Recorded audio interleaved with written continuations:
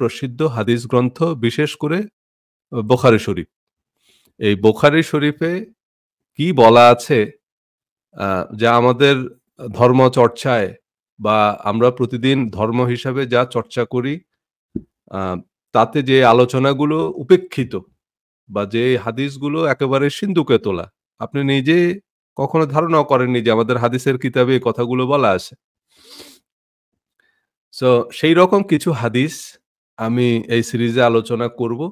So আমার religious mindset ১ম যে বইটা 'রিলিজিয়াস মাইন্ডসেট 1' বা 'রিলিজিয়াস মাইন্ডসেট' আ বিশ্বাসের ঢেঁকি গেলা। সেই বইয়ে আমি মূলত কোরআন কেন্দ্রিক, মানে কোরআনের কিছু বক্তব্য, কোরআনের কিছু ভাষ্য, কোরআনের কিছু আয়াত উপস্থাপন করেছি, যেগুলো সচরাচর আমাদের ধর্মীয় আলোচনায় প্রাধান্য পায় না। বা আমরা যারা ধর্ম চর্চা করি, আমরা ধর্ম হিসাবে যা চর্চা করি, সেসবের সাথে খুব বেশি একটা সঙ্গতিপূর্ণ না। এমন কিছু আয়াত আমরা উপস্থাপন করেছি বা এমন কিছু আলোচনার সামনে এনেছি। তখন অনেকেই বলা শুরু করলেন যে, "ও আচ্ছা। আ তাহলে উনি তো হাদিস মানেন না।" এসব কথা তাহলে তখন আমরা বুঝা শুরু করলাম যে, "ও আচ্ছা, তাহলে এই কথাগুলো মনে হয় হাদিসে আছে।" না, এই কথাগুলো হাদিসে নাই। আমি যে কথাগুলো বলতেছি, বরং এই কথাগুলোই হাদিসে আছে, কিন্তু আমাদের শাইখুল হাদিসরা বা আমাদের আম ধর্মগুরুরা সেই আলোচনাটা সামনে আনেন না। আ এটার অনেকগুলো কারণ আছে, সেগুলো হয়তো পরবর্তীতে আমরা বলব। কারণ ওনাদেরও নিরাপত্তার ঝুঁকি আছে। মানে এই কথাগুলো ওনারা চাইলেও বলতে পারেন না। কারণ যারা সত্যিকারের ইসলামিক স্কলার, তারা এসব বলতে গিয়ে নানা রকমের বিড়ম্বনার মুখোমুখি হন। আ কারণ যারা জনপ্রিয় বক্তা আরকি, Facebook, YouTube এ যারা জনপ্রিয় বক্তা, যাদের প্রচুর আ ভক্তবৃন্দ আছে, তারা আবার ওনাদেরকেও গোমরাহ বলেন, ওনাদেরকেও ইহুদির দালাল-টালাল বলেন। এ কারণে ওনারাও এসব কথা বলতে সাহস পান না। কারণ ওনাদের উপরেও বিভিন্ন রকমভাবে এমবার্গো আসে। যে কারণে ওনারা এই কথাগুলো জানলে বা মানলেও এই কথাগুলো বলতে চান না। কারণ আমাদের আ এই যে ধর্মগুরুদের মধ্যেও নানান রকমের দল, উপদল আছে। এগুলো যদিও সাধারণ মানুষ খুব বেশি একটা বোঝেন না। কিন্তু এত ভাগ আছে, এবং এক ভাগের সাথে আরেক ভাগের খুবই আ শত্রুতাপূর্ণ সম্পর্ক। এক দল আরেক দলকে একেবারেই সহ্য করতে পারে না। সো ইসলামিক স্টাডিজ বলেন বা আমাদের আলেম ওলামাদের মধ্যে বিরোধ কিন্তু ভিতরে অত্যন্ত প্রকট। এবং এই যে গোল টুপি, লম্বা টুপি, এগুলা দিয়ে একেকজন একেক তরিকার একেক রকম টুপি। সেটা দিয়ে ওনারা চিনেন ওনাদেরকে। সো যে কারণে চাইলেও অনেকে এসব কোরআন হাদিসের এই ব্যাখ্যা বা এই ভাষ্যগুলো জানলেও, রেফারেন্স গুলো ওনাদের জানা থাকলেও ওনারা পাবলিকলি এগুলো বলতে পারেন না। বললেই তখন বলে যে, "ও আচ্ছা, বুঝছি উনি ওই তরিকার। কারণ উনি এই যুক্তি দিলেন, উনি এই রেফারেন্স দিলেন। তার মানে বুঝছি উনি অমুক মাযহাবের।" তো তখন ওনাকে একটা দলভুক্ত করে এবং ওনার সাথে শুরু হয় এই বিদ্বেষ। শুরু হয় নানাভাবে ওনাকে ট্যাগ লাগানো। ওনার আলোচনা শোনা যাবে না, ওনার আলোচনা শুনলে গোমরা হয়ে যাবেন। এই কথা আমাদের ইসলামিক স্কলারদের বেলাতেও প্রযোজ্য। সো ওনারাও অনেকে দেশে থাকেন, আ বলতে পারেন না এসব কথা। যাই হোক, আ আমাদের কারো বলার তো আর আসলে খুব বেশি একটা জরুরি না। আমাদের সবার সামনেই কোরআন আছে, আমাদের সবার সামনেই হাদিস আছে, এবং এইগুলো খুব কোয়ালিফাইড আলেমরাই অনুবাদ করেছে। বিশেষ করে আমাদের ইসলামিক ফাউন্ডেশন আ অত্যন্ত কোয়ালিফাইড আ মানুষদেরকে দিয়েই কোরআন এবং হাদিস অনুবাদ করিয়েছেন। সো আমরা এখন চাইলে খুব সহজেই কোরআনের অনুবাদ পড়তে পারি। আপনি অ্যাপ স্টোরে গেলেই কোরআনের অনুবাদ পাবেন, হাদিসের অনুবাদ পাবেন। সেগুলো আমরা নিজেরা পড়লেই আমরা বুঝতে পারবো যে কোরআনে কি বলা আছে, হাদিসে কি বলা আছে। তো আমি কিছু আ হাদিস সামনে নিয়ে আসি, যেখানে পরিষ্কার করেই বলা আছে যে আমাদের জন্য কোরআনটাই যথেষ্ট। এখন এই কথাগুলো হাদিস দিয়ে প্রমাণ করার কোনো দরকার নেই। আপনি যদি কোরআন পড়েন, কোরআনের প্রতি পাতায় এই কথাগুলো বলা আছে। যে আপনাকে কোরআন দেয়া হয়েছে কোরআন অনুসরণ করার জন্য। যেমন কোরআনের ১ম যে শব্দটা নাজিল হয়েছে, সে শব্দটা হচ্ছে ইকরা। এই ইকরা শব্দের অর্থ হচ্ছে পড়ো। তাহলে কি পড়বেন আপনি? এই যেটা পড়বেন সেটার নাম হচ্ছে কোরআন। কোরআন শব্দের অর্থ হচ্ছে পড়া। যেমন কোরআন, এই কোরআনের অর্থ কি? কোরআন শব্দের অর্থ হচ্ছে পড়া। এই কোরআন এবং ইকরা, এটা একই শব্দের ২ টা ভিন্ন রূপ। যেমন নেশন, ন্যাশনালিটি, ন্যাশনাল, এগুলো একই শব্দ। এই একই শব্দের ভিন্ন রূপ। ঠিক ইকরা এবং কোরআন, এই ২ টা একই শব্দের ২ টা ভিন্ন রূপ। ইকরা মানে হচ্ছে পড়ো, কমান্ড।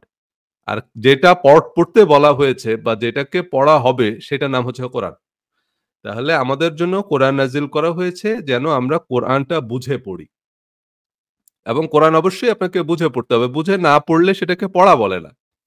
তাই না? আমরা বলি না এই যে রিডিং কম্প্রিহেনশন মানে রিডিং। আপনার রিডিং টেস্ট নেয়া হচ্ছে মানে হচ্ছে যে আপনি সেটা পড়ে বুঝলেন কিনা। আপনি যদি সেটা পড়ে না বুঝেন তাহলে সেটা পড়া হলো না। সেই পড়ায় আপনি 0 পাবেন। সো আপনাকে পড়ে সেটা বুঝতে হবে।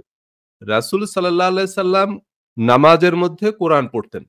এই যে আমরা নামাজ পড়ি মানে কি? কোরআন পড়ি। এই যে বলা হচ্ছে যে ওহী ২ প্রকার। ওহিয়া মাতলু, ওহিয়া গায়রে মাতলু। মাতলু মানে কি? মাতলু মানে হচ্ছে যেটা তেলাওয়াত করা হয়। মানে পাঠ করা হয়। কোথায় পাঠ করা হয়? নামাজে। নামাজে কেবলমাত্র কোরআন পাঠ করা হয়। নামাজের একেবারে তাকবীরে তাহরিমা থেকে শুরু করে সালাম পর্যন্ত যা পড়া হয় তার সবকিছুই কোরআন।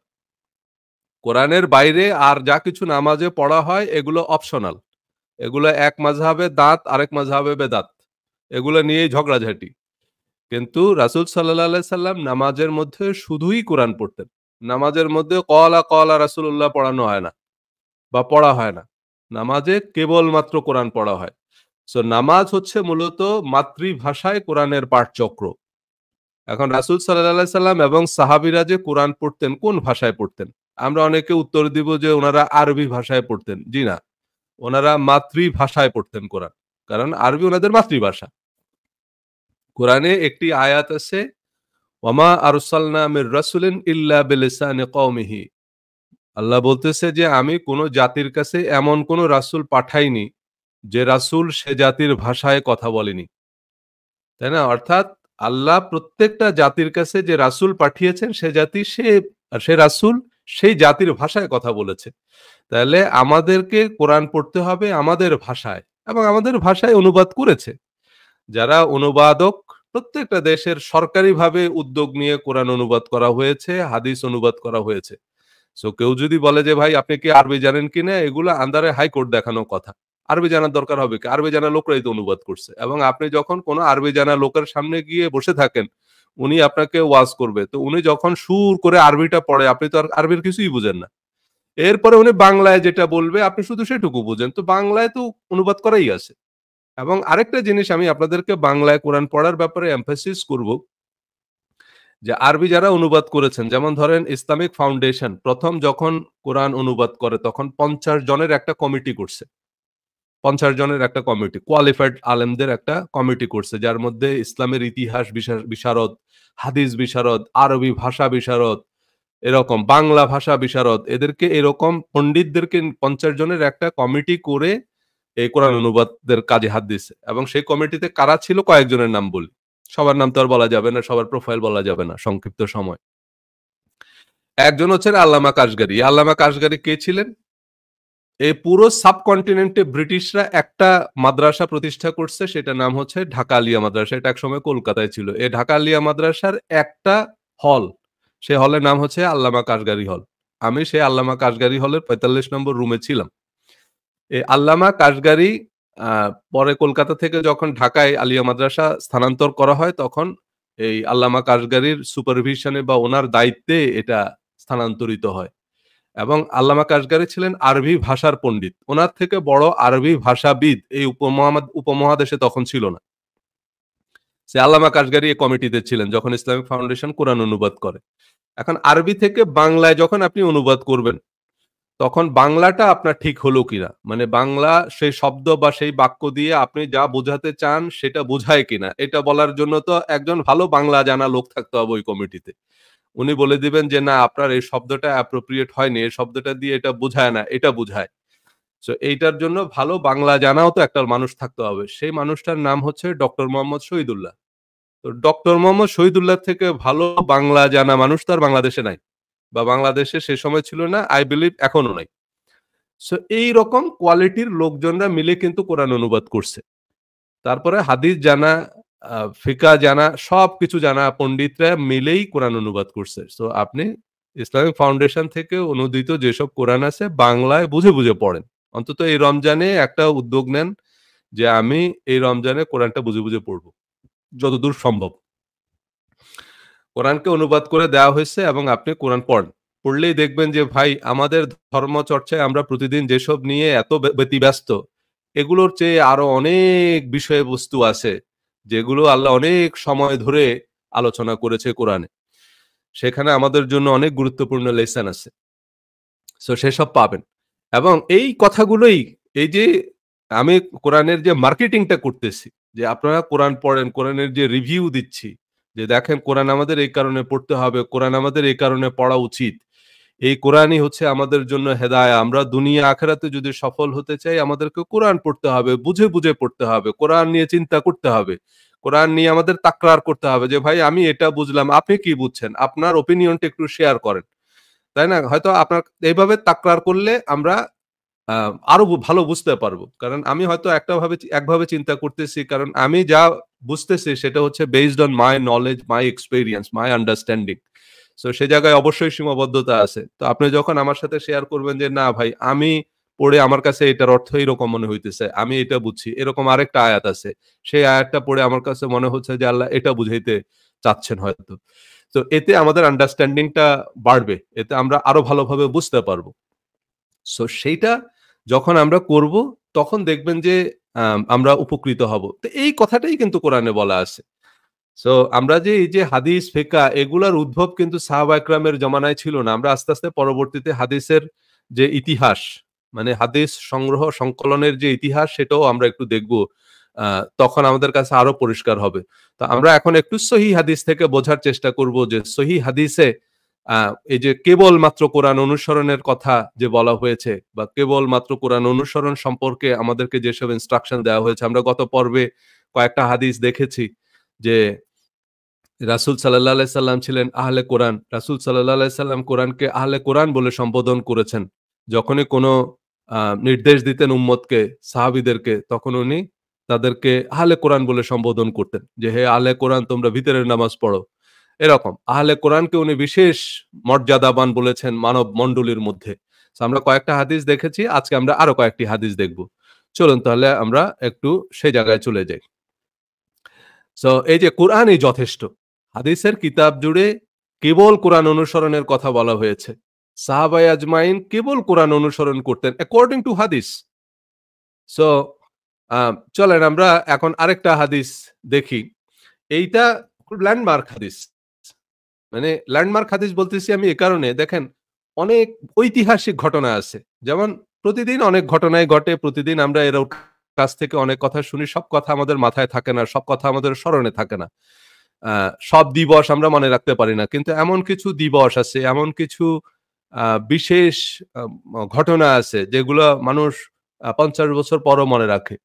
তাই না? যেমন ধরেন ১৬ই ডিসেম্বর, আ তারপরে হচ্ছে ২১শে ফেব্রুয়ারি। এখন ২১শে ফেব্রুয়ারি আ এখন আমরা অনেকের কাছ থেকে সেসব স্মৃতিচারণ শুনি। কারণ হচ্ছে ওইটা নিয়ে এত চর্চা হয়, এটা এমন একটা বিশেষ দিবস, এমন একটা বিশেষ ঘটনা, সেটা মানুষের স্মৃতিপটে একেবারে অমলিন থাকে। সো এরকম ৭ই মার্চের ভাষণ, এরকম বিশেষ কোনো ঘটনা বা আপনার বাবা যেদিন মারা গেল, সেইসব ঘটনা আপনি ৫০ বছর পরও বলতে পারবেন যে সেদিন কি, কি ঘটছিল। কি, কি ঘটনা ঘটছিল, তারপর কি হলো, তারপর কি হলো, এগুলা কিন্তু আপনি আপনার নাতি-নাতনিদের কাছে বলে বেড়ান। সো এরকম বিশেষ কিছু ঘটনা আছে। সো এরকম একটা ল্যান্ডমার্ক হাদিস। এই হাদিসটা হচ্ছে হযরত আবু বকর রাদিয়াল্লাহু তাআলা আনহু যেদিন খলিফা হিসাবে শপথ নেন, সেদিনের হাদিস। তাই না? এটা বুখারী শরীফের আ আপনারা যদি ওই যে বাংলা হাদিস অ্যাপটা নামিয়ে নেন, এই যে বাংলা হাদিস।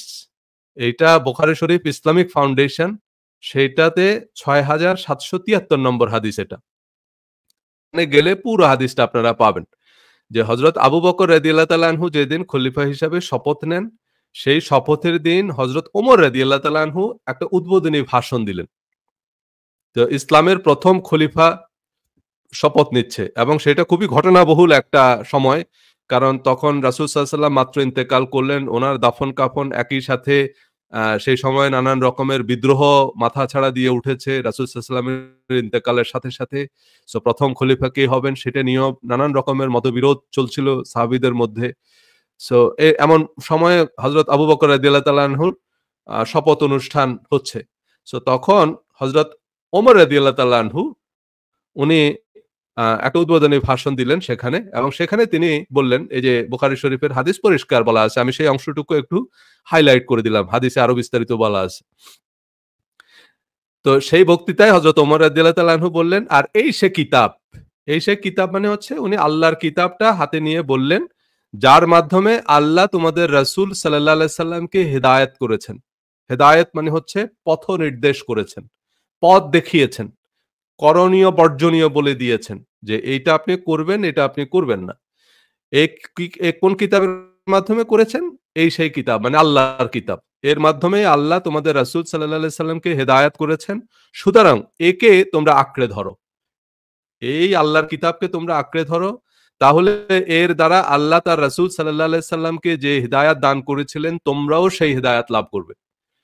তাহলে এটা খলিফা হযরত আবু বকর রাদিয়াল্লাহু তাআলা আনহুর অভিষেক অনুষ্ঠানে হযরত ওমর রাদিয়াল্লাহু তাআলা আনহু যে উদ্বোধনী ভাষণ দিলেন, তাতে তিনি বললেন যে, "এই সে কিতাব যার মাধ্যমে আল্লাহ তোমাদের রাসূল সাল্লাল্লাহু আলাইহি সাল্লামকে হিদায়াত করেছেন।"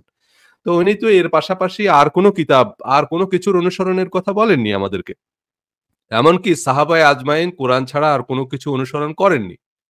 তাই না? সব হাদিসের কিতাবে শুধু এই কিতাবুল্লাহ, কিতাবুল্লাহ, কিতাবুল্লাহ মানে আল্লাহর কিতাব, আল্লাহর কিতাব, আল্লাহর কিতাব অনুসরণের কথাই বলা হয়েছে। কিন্তু আপনি কোন শাইখুল হাদিসকে জিজ্ঞেস করবেন যে, আচ্ছা কিতাবুর রাসূল নামে কোন টার্ম আছে নাকি? এই যে আমরা বলি যে আল্লাহর পাশাপাশি রাসূলকে অনুসরণ করতে হবে। তো রাসূলকে কিভাবে অনুসরণ করব? রাসূলের একটা কিতাব তো থাকতে হবে আল্লাহর কিতাবের মতো। তো কিতাবুর রাসূল নামে কোন টার্ম আছে হাদিসে? এরকম কোন টার্ম আছে যে রাসূল সাল্লাল্লাহু আলাইহি ওয়াসাল্লাম কোন কিতাব রচনা করে গেছেন এবং আল্লাহর কিতাবের পাশাপাশি রাসূলের কিতাবটাও আমরা অনুসরণ করব বা সাহাবায়ে আজমাইন অনুসরণ করেছেন, এমন কোন কিতাব তো নাই। সো সাহাবায়ে আজমাইন শুধু আল্লাহর কিতাব অনুসরণ করেছেন এবং হাদিসের কিতাবে সেই কথাগুলোই বলা আছে। আচ্ছা, এরপরে আরেকটি হাদিস চলেন, এটা হচ্ছে আপনার হাদিস সম্ভার, সেটার ১৪১০ নম্বর হাদিস। এটা হচ্ছে কোরআন পাঠের ফজিলত। কোরআন পাঠ মানে হচ্ছে কোরআন পড়া আরকি। কোরআন পড়ার ফজিলত, উপকারিতা। এসব আরবি টার্ম ব্যবহার করলে অনেক সময় আমরা কেমন জানি একটু রিলেট করতে পারি না। সো এইজন্য আমি একটু সহজ বাংলায় বলব। তাই না? এখানেও এটা মারফু হাদিস। আমি রাসূলুল্লাহ সাল্লাল্লাহু আলাইহি সাল্লামকে একথা বলতে শুনেছি যে, "তোমরা কোরআন পাঠ করো।" রাসূল সাল্লাল্লাহু আলাইহি সাল্লাম উম্মতকে সবসময় বলতেন যে, "তোমরা কোরআন পড়ো।" কেননা কিয়ামতের দিন কোরআন তার পাঠকের জন্য সুপারিশকারী হিসাবে আগমন করবে। আপনারা কোরআন পাঠ করবেন। কোরআন পাঠ করা মানে হচ্ছে কোরআন পড়া এবং এটা বুঝে, বুঝে পড়া। আপনাকে কোরআনটা পড়তে হবে বুঝে, বুঝে। আপনি যদি না বুঝে পড়েন তাহলে এটা পড়া না। আপনি একটা প্যারাগ্রাফ যদি না বুঝেন তাহলে সেইটা রিডিং টেস্টে আপনি ফেল করবেন। মানে 0 পাবেন। কারণ আপনি বুঝেন নাই কিছু। সো আপনি সেটা পড়ে বুঝলেন কিনা সেটাই হচ্ছে পরীক্ষা। এরপরে আসেন ওই যে যেটা আজকের আলোচ্য বিষয় যে কোরআনই যথেষ্ট কিনা। দেখুন এই প্রসঙ্গে একটি গুরুত্বপূর্ণ হাদিস দেখেন, এইটাও সহিহ বুখারীর হাদিস।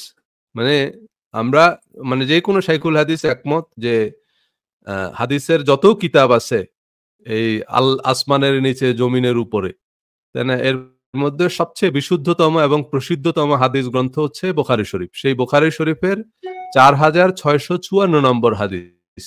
এটা হচ্ছে ফাজাইলুল কোরআন। মানে বুখারী শরীফের মধ্যে একটা অধ্যায় আছে সেটা হচ্ছে ফাজাইলুল কোরআন। মানে কোরআনের ফজিলত। এই অধ্যায় নামে একটা অধ্যায়ই আছে।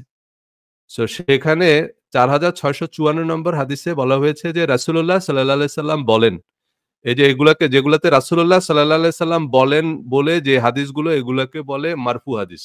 মানে হাদিসের মধ্যে আবার রকম আছে। সব হাদিস কিন্তু মারফু হাদিস না। যেমন বুখারী শরীফেরও সব হাদিস মারফু হাদিস না। যেমন আমি শুরুতে যে হাদিসটা বললাম যে হযরত আবু বকরের অভিষেক অনুষ্ঠানে হযরত ওমর রাদিয়াল্লাহু তাআলা আনহু একটা উদ্বোধনী ভাষণ দিলেন। এটা কিন্তু মারফু হাদিস না। কারণ এটা হযরত ওমর রাদিয়াল্লাহু তাআলা আনহুর বক্তব্য। এটা কিন্তু রাসূলুল্লাহ সাল্লাল্লাহু আলাইহি সাল্লামের বক্তব্য না। হ্যাঁ, এজন্য এটা হচ্ছে মওকুফ হাদিস। আর যেটাতে রাসূলুল্লাহ সাল্লাল্লাহু আলাইহি সাল্লাম বলেন এই কথাটা আছে এগুলাকে বলে মারফু হাদিস। সো এরকম মারফু হাদিস আছে হাদিসের কিতাবে 1/3 আর বাকি 2/3 হাদিস এগুলা রাসূল সাল্লাল্লাহু আলাইহি সাল্লামের কথা কাজ ও অনুমোদন না। এগুলা সাহাবীদের কথা কাজ এবং অনুমোদন বা তাবেঈদের কথা কাজ এবং অনুমোদন। সো এইজন্য হাদিসের আবার ক্যাটেগরি আছে। সো এটি একটি মারফু হাদিস। রাসূলুল্লাহ সাল্লাল্লাহু আলাইহি সাল্লাম কি বলেছেন? আল্লাহ তাআলা অন্য কোন নবীকে অনুমতি দেননি যা আমাকে দিয়েছেন। মানে অন্যান্য আরো নবীদেরকে আল্লাহ এই প্রিভিলেজ দেননি। কিন্তু আল্লাহ আমাদের নবীকে এই প্রিভিলেজটা দিয়েছেন, এই বিশেষ আ অধিকার দিয়েছেন এবং সেইটা ঠিক উনার উম্মতের জন্য আরকি। রাসূলের উম্মত হিসাবে আমাদের জন্য এটা প্রযোজ্য। সেটা হচ্ছে কোরআন তেলাওয়াত করাই যথেষ্ট। কোরআন তেলাওয়াত করা যথেষ্ট, এটা ওই যে যিনি বর্ণনাকারী উনি আবার এটা বলে দিচ্ছেন যে সুফিয়ান রাহমাতুল্লাহ কি বলছেন এটা, এই যে এই কথাটার অর্থ হচ্ছে কোরআনই তার জন্য যথেষ্ট। মানে কোরআনের বাইরে আর কোন ইনস্ট্রাকশন নবীর জন্য আর দরকার নেই।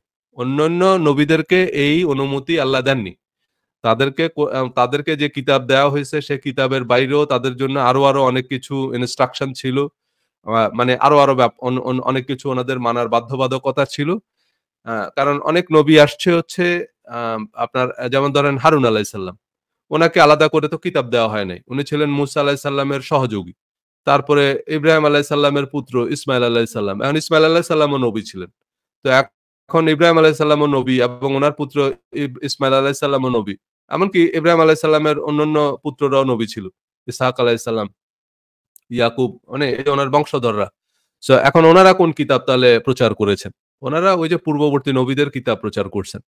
মানে পূর্ববর্তী নবীরা যে ধর্মমত প্রচার করে গেছে বা যে তাওহীদ প্রচার করছেন, একত্ববাদ প্রচার করেছেন, ওনারাও তাই তাই করেছেন। কিন্তু আমাদের নবীজিকে কোরআন দেওয়া হয়েছে। কোরআন একটা পরিপূর্ণ গ্রন্থ। অন্যান্য অনেক ধর্মগ্রন্থে আংশিক ছিল। উনাদেরকে হয়তো একটা বিশেষ অ্যাসাইনমেন্ট দিয়ে পাঠানো হয়েছে।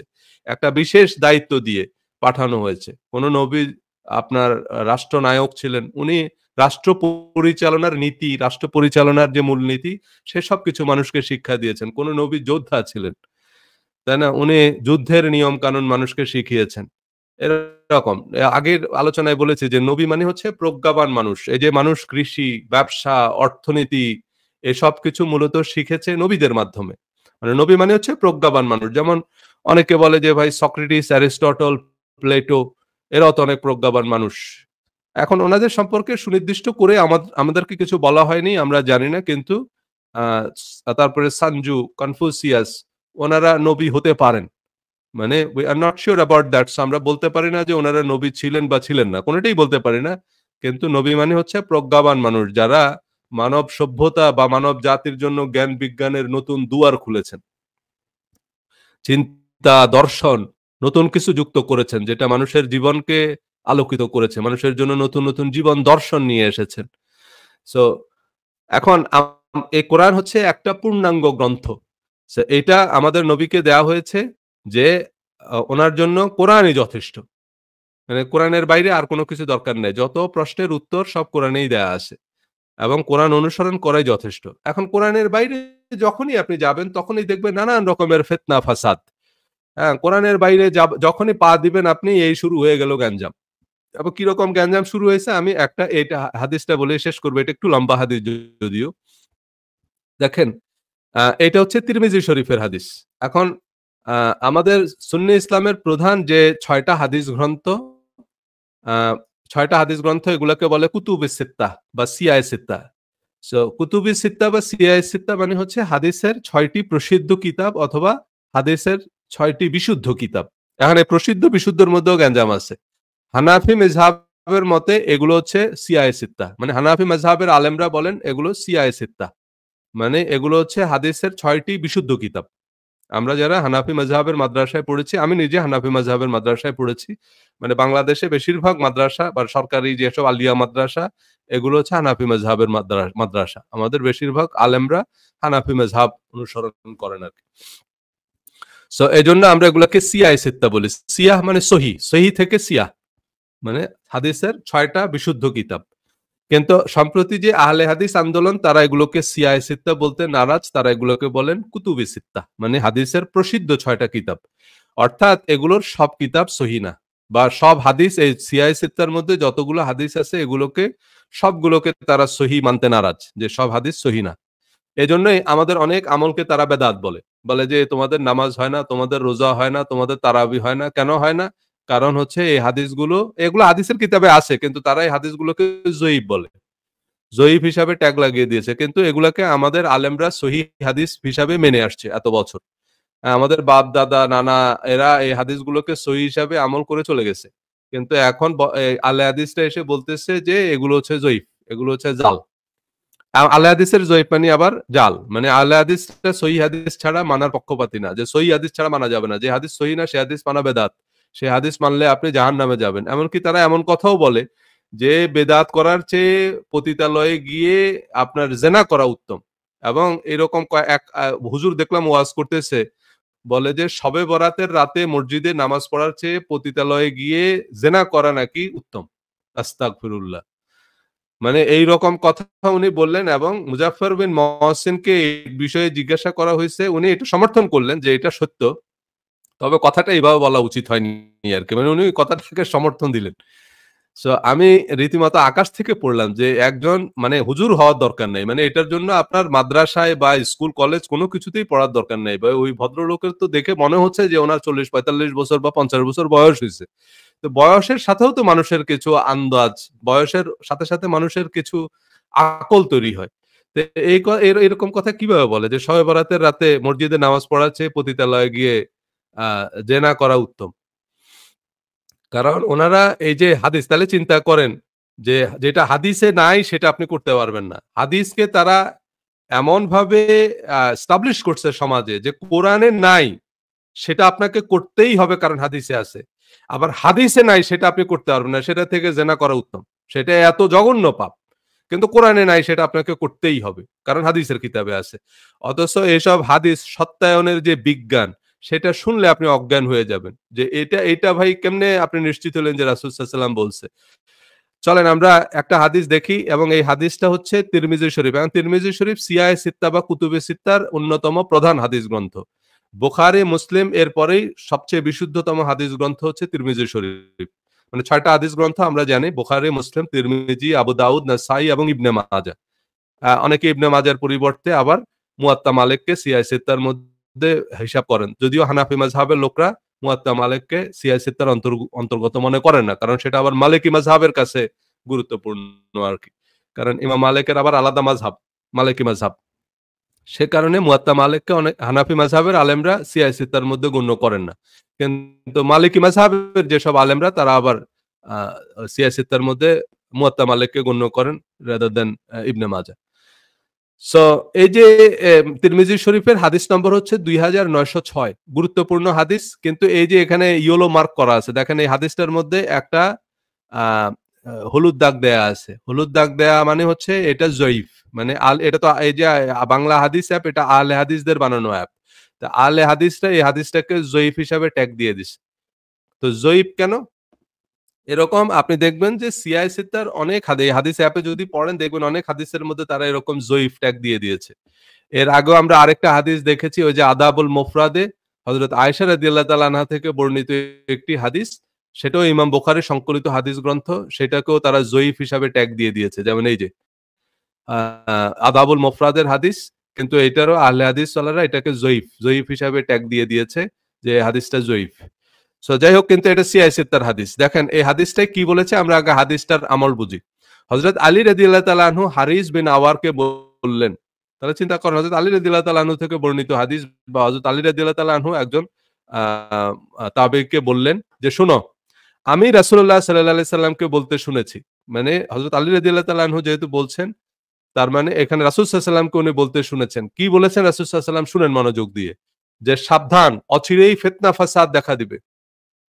মানে তাহলে দেখেন রাসূল সাল্লাল্লাহু আলাইহি সাল্লাম কিন্তু প্রফেট। উনি জানেন ভবিষ্যতে কি হবেন। উনি হযরত আলী রাদিয়াল্লাহু তাআলা আনহুকে বললেন যে অচিরেই ফিতনা ফাসাদ দেখা দিবে। ধর্ম নিয়ে দলাদলি, মারামারি, হানাহানি, ঝগড়াঝাটি শুরু হয়ে যাবে। তখন হযরত আলী রাদিয়াল্লাহু তাআলা আনহু জিজ্ঞেস করলেন যে তা থেকে বাঁচার উপায় কি ইয়া রাসূলুল্লাহ? সো সেই ফিতনা ফাসাদ তো এখন আছে নাকি? ইনি এরকম বলতেছে, উনি আরেক রকম বলতেছে, ইনি উনারে মানে না, উনি উনারে চিনে না। এটা তো শুরু হয়ে গেছে আমাদের সামনে। কারো মতেই আপনি মোটামুটি ধর্ম চর্চা করতেছেন না। সো তখন রাসূলুল্লাহ সাল্লাল্লাহু আলাইহি সাল্লাম হযরত আলীকে কি বললেন? যে তা থেকে বাঁচার উপায় হচ্ছে আল্লাহর কিতাব। আল্লাহর কিতাব কোনটা? বুখারী শরীফ না আবু দাউদ শরীফ? নাকি কোরআন? কোরআন। তো আল্লাহর কিতাব। এবং আল্লাহর কিতাব সম্পর্কে কি বলা আছে আমি একটু হাদিসটা বাংলায় পড়ে যাচ্ছি দ্রুত আপনারা খুব সহজেই বুঝতে পারবেন। এই আল্লাহর কিতাব সম্পর্কে বলা হচ্ছে যে তাতে আছে তোমাদের এবং পূর্ববর্তীদের এবং পরবর্তীদের খবর। আমাদের আল্লাহর কিতাবের মধ্যে আমাদের পূর্ববর্তীদের খবর আছে এবং পরবর্তীদের খবরও আছে। আমাদের পরে কি, কি হবে এগুলা সব কোরআনে বলা আছে এবং আমাদের পূর্ববর্তী একেবারে বনি ইসরাইল থেকে শুরু করে আরো যারা আছে তাদের সবার ইতিহাস কোরআনে বলা আছে। আর তোমাদের জন্য ফায়সালা বিধান, মানে আমাদের জন্য করণীয়, বর্জনীয়, আমাদের জন্য প্রযোজ্য যত বিধিবিধান সব কোরআনে বলা আছে এবং এগুলো খুব স্পষ্ট করে বলা আছে।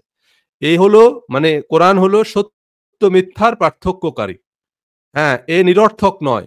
মানে কোরআন আপনি বুঝে পড়বেন না কেন? কোরআন তো নিরর্থক নয়। এমন তো আর না যে কোরআনের কোনো অর্থ নাই। ভাই কোরআন যদি নিরর্থকই হতো, তাহলে তো আপনার ঢোল, বাদ্য, বাজনা এগুলোর সাথে তাহলে কোরআনের পার্থক্য কি? এটা মিনিংফুল তো। সো এটার যেহেতু অর্থ আছে, এটার মধ্যে ইনস্ট্রাকশন দেয়া আছে। সো আমরা যখন কোরআন পড়তে বলি তখন আমাদের শাইখুল হাদিসরা বলে, "না, আপনি শুধু কোরআন পড়লে হবে না, আপনাকে হাদিস পড়তে হবে। কারণ হাদিস হলো কোরআনের ব্যাখ্যা।" এরে ভাই এতক্ষণ বললেন কোরআন বুঝেই পড়ার দরকার নেই। কোরআন নাকি না বুঝে পড়লেও প্রতি হরফে এক নেকি। এখন বলতেছেন বুঝলেও হবে না, আরো ব্যাখ্যা লাগবে, আরো বিশ্লেষণ লাগবে, আরো সারমর্ম লাগবে, তাৎপর্য লাগবে। তো এতক্ষণ তো আমারে বুঝেই পড়তে দিচ্ছেন না।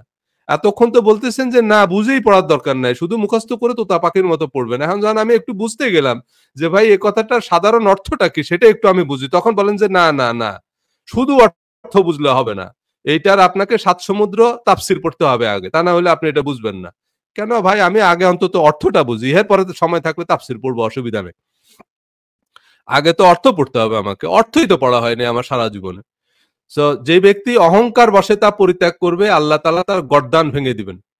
এইটা হযরত আবু আলী রাদিয়াল্লাহু তাআলা আনহুকে রাসূল সাল্লাল্লাহু আলাইহি ওয়াসাল্লাম বলেছেন। যে ব্যক্তি অহংকার বশে তা পরিত্যাগ করবে।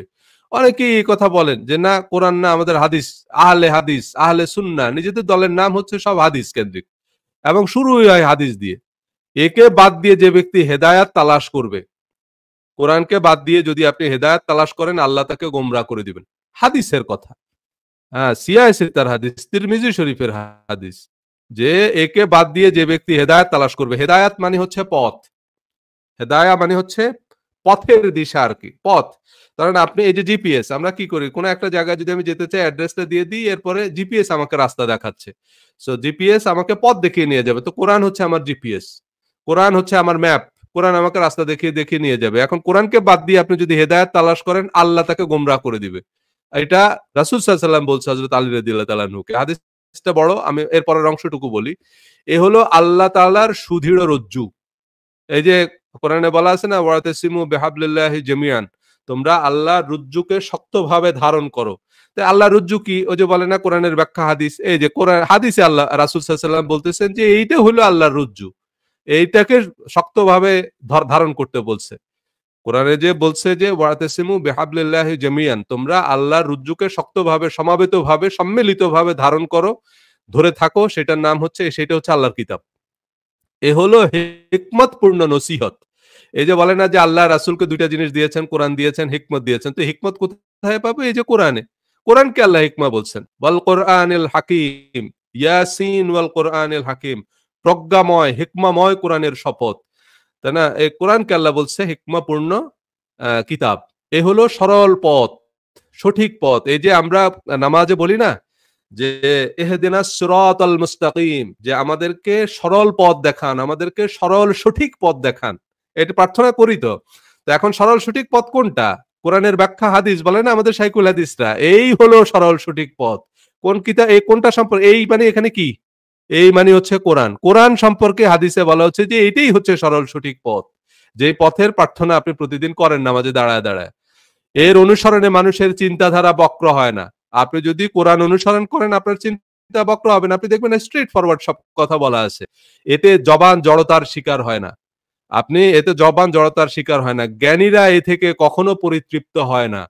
যারা জ্ঞানী ব্যক্তি তারা এ থেকে পরিতৃপ্ত হয় না। আপনি ১০০ বার কোরআন পড়েন, এরপরে আপনি দেখবেন নতুন আরেকটা উপলব্ধি আপনার মধ্যে তৈরি হয়েছে। আপনার মনে হবে যে আরে এটা দিয়ে তো এরকমও বুঝাইতে পারে, এইরকম হইতে পারে, আমি তো এটা আগে চিন্তা করি নাই। দারুণ উপলব্ধি তৈরি হবে আপনার। বারবার পাঠেও তা কখনো পুরনো হয় না। কোরআন যদি আপনি ১০০ বারও পড়েন, হ্যাঁ, তাতেও এই কোরআন কখনো আপনার কাছে পুরনো মনে হবে না। তাই না? আমাদের আমি পান্না ভাইয়ের উদাহরণ দিই।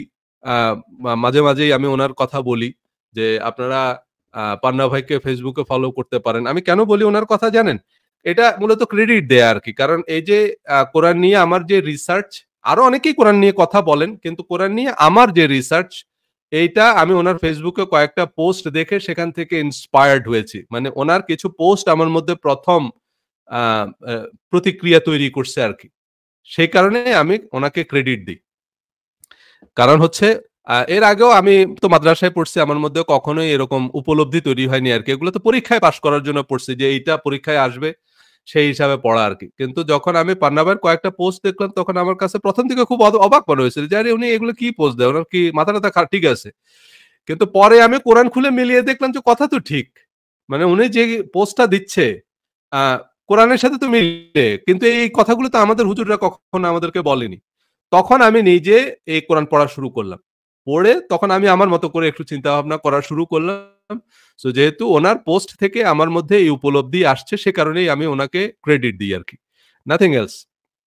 সো তো তো উনি নিজে সারা জীবন ধরেই কোরআন চর্চাই করছেন এবং উনি প্রায় ১০০ বারেরও বেশি বার উনি কোরআন পড়েছেন, কোরআন অনুবাদ করেছেন, কাব্যিকভাবে অনুবাদ করেছেন। সো উনিও একটা স্ট্যাটাসে লিখছে এরকম যে, আ "আমি ১০০ বারেরও বেশি কোরআন পড়ছি। কিন্তু যতবারই পড়ি ততবারই আমি নতুন করে কিছু জিনিস শিখি। নতুন একটা উপলব্ধি আমার মধ্যে তৈরি হয়। নতুন করে আমি কোনো একটা কিছু বুঝি যেটা আগেরবার আমার মনে হয়নি।" সেরকম বারবার পাঠেও তা পুরনো হয় না। এটা যতবার আপনি পড়বেন আপনার কাছে পুরনো মনে হবে না। এর আ বিস্ময়ের অন্ত নেই। কোরআনের মধ্যে মানে এত কিছু আপনি পাবেন যে এর বিস্ময়ের অন্ত নেই। এটি ওই গ্রন্থ যা শোনার পর জিনেরা এই কথা না বলে থাকতে পারেনি। যে এই যে কোরআন পড়ার পর জিনেরা এই কথা না বলে থাকতে পারেনি। এরপরে রাসূল সাল্লাল্লাহু আলাইহি ওয়াসাল্লাম সূরা জিনের একটি আয়াত পড়ে শোনালেন। মানে এটাও হাদিসের অংশ। এটা কিন্তু কোরআনের আয়াত। যে আমরা এই কোরআন যখন পাঠ শুনলো তখন জিনেরা বলল, "আমরা তো এক বিস্ময়কর কোরআন শ্রবণ করেছি, যা সঠিক পথ নির্দেশ করে। সুতরাং আমরা তাতে ঈমান এনেছি।" এইটা হচ্ছে জিনেদের উপলব্ধি এবং জিনেরা এই কোরআন শ্রবণ করার পর তারা ঈমান আনছে যে এটা সরল সঠিক পথ নির্দেশ করে। বিস্ময়কর কোরআন। এরপরে এই হাদিসে আরো বলা আছে কোরআন সম্পর্কে, "যে ব্যক্তি এর অনুসরণে কথা বলে সে সত্য বলে।" দেখেন আপনি আমার কথা বিশ্বাস করার দরকার নাই। আপনি কোরআন খুলে আপনার বাড়ির কোরআন খুলে মিলিয়ে নিবেন। যে আচ্ছা সজল ভাই যে কথাটা বলল এই কথাটা কোরআনের সাথে মিলে কিনা। যদি কোরআনের সাথে মিলে তাইলে এই কথাটা কোরআনের। এই কথাটা আমারও না, আপনারও না, পান্না ভাইয়েরও না। এটা যদি কোন ইহুদি রাবাইও বলে আমার কোন সমস্যা নাই। কোন ইহুদি রাবাই যদি আমাকে বলে যে, "ভাই তোমার কোরআনে এই কথাটা বলা আছে।" আমি কি করব? আমি আগে বাড়িতে এসে আমার কোরআন খুলব। আমি কোরআনের খুলে যদি দেখি যে হ্যাঁ, আমার কোরআনে এই কথাটা বলা আছে, তাহলে এই কথাটা কোরআনের। কোন এ খ্রিস্টান পোপ যদি আমাকে বলে যে, "ভাই তোমার কোরআনে অত নম্বর সূরায় অত নম্বর আয়াতে এই কথা বলা আছে।" আমি ১ম এ আগে কোরআন খুলে দেখব। যে কোরআনে এই কথাটা বলা আছে কিনা। যদি বলা থাকে তাহলে এই কথাটা কোরআনের। কথাটা পোপের না। তাহলে যেই ব্যক্তি এর অনুসরণে কথা বলে সে সত্য বলে। যে এতদ অনুযায়ী আমল করে সে প্রতিদান প্রাপ্ত হয়। তাহলে আপনাকে কোন অনুযায়ী আমল করতে হবে? এতদ অনুযায়ী মানে কোরআন অনুযায়ী আমল করতে হবে। তাহলে আপনি প্রতিদান প্রাপ্ত হবেন। আর যে ব্যক্তি এতদ অনুসারে ফায়সালা দেয় সে ইনসাফের উপর প্রতিষ্ঠিত থাকে। তাহলে আপনাকে ফায়সালা দিতে হবে কোরআন অনুযায়ী। কোরআনের বাইরে যে ফায়সালা দিবে সূরা মায়দায় বলা আছে, "আমান লাম ইয়াহকুম বিমা আনজালাল্লাহ ফাউলাইকা হুমুল কাফিরুন।" যারা আল্লাহ যে বিধান নাজিল করেছে, আল্লাহ যে বিধান অবতীর্ণ করেছেন তার বিপরীতে ফয়সালা দেয় তারাই হচ্ছে কাফের। তারাই জালেম, তারাই ফাসেক। সুতরাং আপনাকে ফয়সালা, ইয়াহকুম মানে হচ্ছে বিচার। মানে বিধি-বিধান, ফয়সালা হইতে হবে আপনার কোরআন মোতাবেক। কোরআনের বাইরে আপনি কাউকে কোন দণ্ড দিতে পারবেন না। কোরআনে কোন শাস্তির বিধান না থাকলে সেই মোতাবেক আপনি শাস্তি দিতে পারবেন না কাউকে। যদি শাস্তি দেন আপনি তাহলে আপনি কাফের, জালেম, ফাসেক। যেমন ইয়াহকুম এই যে জিনিসগুলো আমি একটু ব্যাখ্যা করে দিই। তাহলে আপনার মানে এগুলো জানার কথা। আমি জাস্ট আপনাকে মনে করিয়ে দিচ্ছি আরকি। ইয়াহকুম মানে হচ্ছে হুকুম। হুকুম মানে হচ্ছে রায়, জাজমেন্ট। যেমন এই যে এই শব্দটা বাংলায় ব্যবহার হয়। মুখ্য মহানগর হাকিম। এই হাকিম মানে কি? হাকিম মানে হচ্ছে বিচারক। তাহলে হাকিম যেটা দেন সেটা হচ্ছে কি? হুকুম। মানে বিচার, রায়, জাজমেন্ট। তাই না? দণ্ড। হাকিম কি দেয়? হাকিম দণ্ড দেয়। যে এই অপরাধের জন্য আপনি হাকিমের কাছে নিয়ে আসছেন। হাকিম বলল যে তার ৬ মাসের জেল। হাকিম বলল তার এত দিনের অর্থদণ্ড। তো এখন এই দণ্ড দিতে হবে একটা দণ্ডবিধি আছে সরকারের।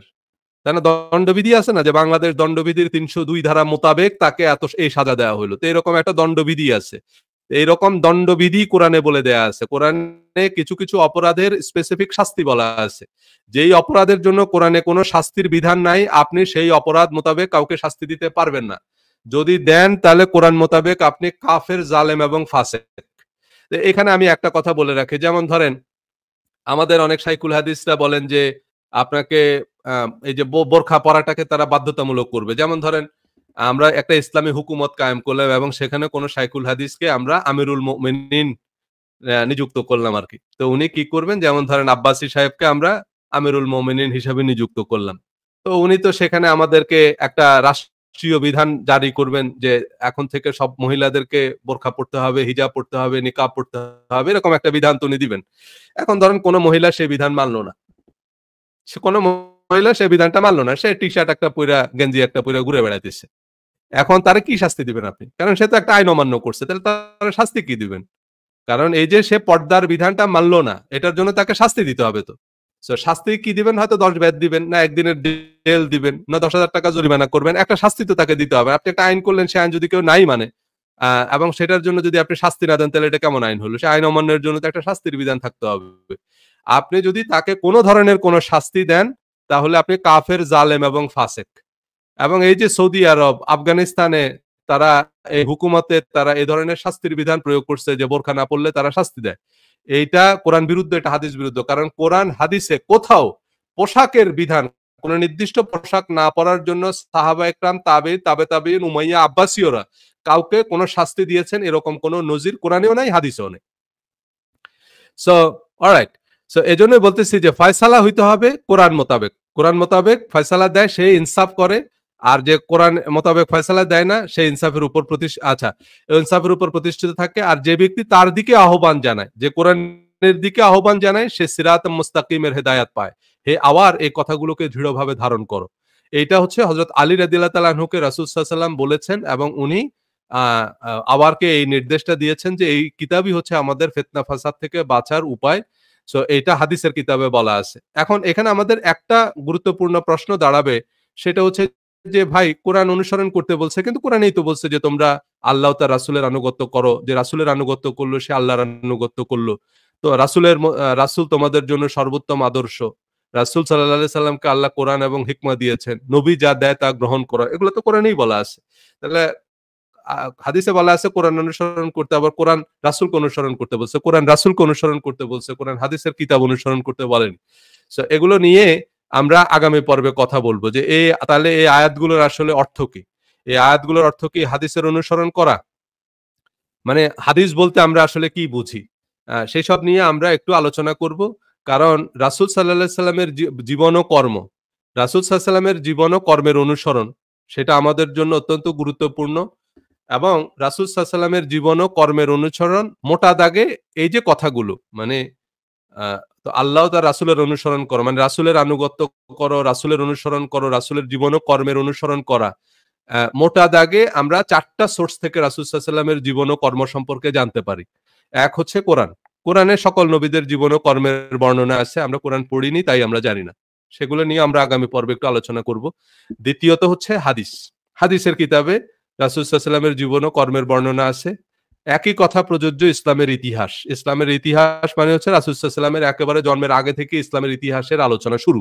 একবার উনার দাদার সময় থেকে। সেই আব্রাহা সময় থেকে ইসলামের ইতিহাসে বর্ণনা আছে। সো সেখানেও আমরা রাসূল সাল্লাল্লাহু আলাইহি সাল্লামের জীবন ও কর্মের বর্ণনা পাই। এরপর হচ্ছে সিরাত। বিভিন্ন জন সিরাতের কিতাব লিখছে। এখন সিরাতের কিতাব সাম্প্রতিককালে বিখ্যাত সিরাতের কিতাব লিখছে লেসলি হেজেলটন। আমার কাছে আছে, দ্য প্রফেট নামে একটা বই। বিশ্বজুড়ে খুবই আলোচিত, বেস্ট সেলিং একটা বই। বাংলায় অনুবাদ করছে আব্দুল্লাহ ইবনে মাহমুদ। এখন এই লেসলি হেজেলটন নিজে অ্যাগনস্টিক বা অ্যাথিস্ট হিসাবে নিজেকে পরিচয় দেন, যদিও উনি ইহুদি বংশোদ্ভূত। তাহলে একজন ইহুদি নাস্তিক উনি রাসূল সাল্লাল্লাহু আলাইহি সাল্লামকে নিয়ে বই লিখছে সিরাত। সেখানেও তো রাসূল সাল্লাল্লাহু আলাইহি সাল্লামের জীবন ও কর্মের বর্ণনাই আছে। কিন্তু সেইটাকে কি আমরা কোরআনের মতো মান্য করা, কোরআনের মতো বিশ্বাস করা বাধ্যতামূলক আমাদের জন্য? সো রাসূলকে অনুসরণ করা মানেই লেসলি হেজেলটনের কিতাব অনুসরণ করা বা ইমাম বুখারীর কিতাব অনুসরণ করা বা সৈয়দ আমির আলীর কিতাব অনুসরণ করা, এগুলা বুঝায় না। হ্যাঁ? রাসূলের জীবন ও কর্মের যে কতগুলো উৎস আছে সেগুলো নিয়ে আমরা একটু আলোচনা করব। আ এবং সেক্ষেত্রে আমাদের জন্য একেবারে আল্লাহর অনুমোদিত উৎস হচ্ছে কোরআন। সেখান থেকেই আমরা রাসূলের জীবন ও কর্ম সম্পর্কে জানবো এবং কোরআন রাসূল সাল্লাল্লাহু আলাইহি ওয়াসাল্লামের জীবন আলোক্যই। কোরআনে রাসূল সাল্লাল্লাহু আলাইহি ওয়াসাল্লামের সাথেই আল্লাহর কথোপকথন। কোরআন রাসূলের অটোবায়োগ্রাফি।